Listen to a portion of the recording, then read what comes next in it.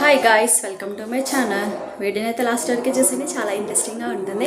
గుప్పడంత మనసు serial fame Rishi sir గురించి అయితే వీడియోలో మాట్లాడేసుకుందాం. వీడియో నచ్చితే తప్పకుండా లైక్ చేయండి.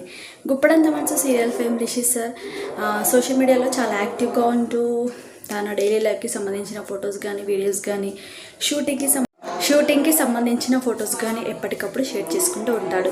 అయితే సార్ రీసెంట్గా షేర్ చేసుకున్న ఫొటోస్ ఏంటంటే గీతాశంకర మూవీలో హీరోయిన్ ప్రియాంకతో ఉన్న కొన్ని ఫొటోస్ మరియు కుప్పడంత మనసు సీరియల్లో వసుధరతో ఉన్న కొన్ని ఫొటోస్ అయితే ఫ్యాన్స్ అయితే తీసుకుని వాటిని ఎడిట్ చేసి గిబ్లీ స్టైల్లో పెట్టేశారనమాట. పెట్టేసి వాటిని మంచిగా క్యూట్గా ఎడిట్ చేసి తమ సోషల్ మీడియాస్లో షేర్ చేసుకున్నారు. అవే ఫొటోస్ని రిషి సార్ ఊడుకుంటాడా, రిషి సార్ కూడా షేర్ చేసుకున్నాడు.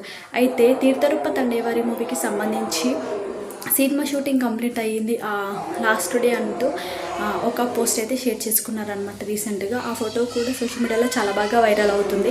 సో రిషి సార్ ఇలా చాలా ఫొటోస్ అయితే షేర్ చేసుకున్నారు.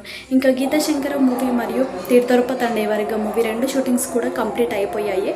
ఈ సమ్మర్లో అంటే మేలో రెండు కూడా రిలీజ్ అవ్వబోతున్నాయట.